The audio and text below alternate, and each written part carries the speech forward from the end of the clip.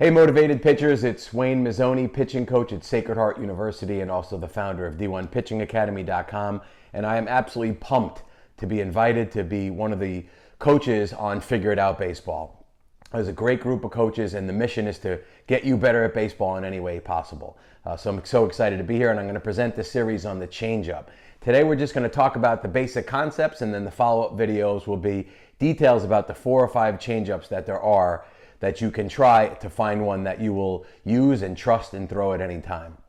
Now, the reason I'm so excited about this topic is I work with literally thousands of kids from Little League age, middle school age, high school age, in all different ways, camps, clinics, all these types of things. And I always ask the group of pitchers that I work with their trust or their feeling about their curveball, their fastball, their changeup on like a 1 to 10 scale.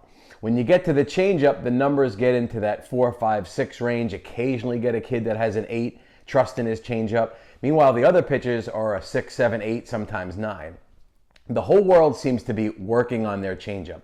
That kind of term drives me crazy. It's like you live to play baseball, you live to pitch, you're working on it constantly, yet you've been doing this for 3 or 4 years and you're still working on your changeup. I'm wondering what you've been working on, okay? Now, before we get into how to throw the changeup in the next part of the series, when hopefully we'll be out on the field, I want to emphasize how absolutely important it is to have a changeup. The first reason is hitters are dumb, okay? That's the number one reason. Hitters go to the cages all the time. They practice front toss or BP or machine, and they're always working on basically one speed, and they love to hit velocity. And the world loves velocity. Listen, I'm a pitching guy. I would like a guy to throw 95 instead of 85. I mean, I'm not being foolish. I do velocity programs. I'm into velocity. I want to recruit velocity. When the other team brings in a guy that throws really hard, oh my God, this guy's got some velocity. So I'm not saying velocity doesn't matter, but the focus on velocity for many people is taking away from the focus of being a true pitcher and developing a changeup, a change of pace. It's a changeup off of your fastball. So these hitters are hitting velocity all the time and one speed all the time.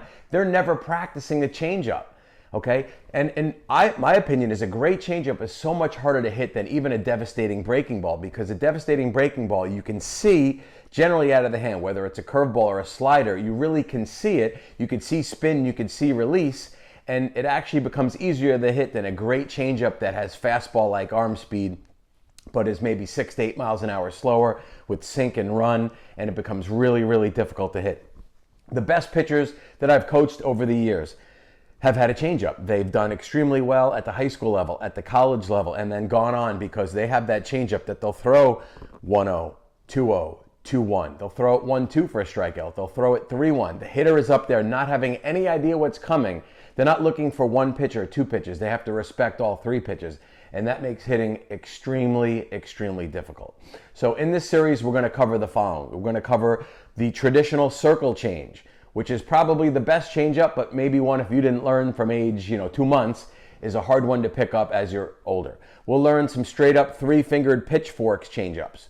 We'll learn the Vulcan type changeup, where it's mostly the thumb and the pinky, and how to throw that. And then kind of one of my favorites for guys, especially that get to my level in college Division I, that really were velocity throwers and slider throwers and curveball throwers and don't have a changeup, and I know they need one to be elite at my level or get to the next level.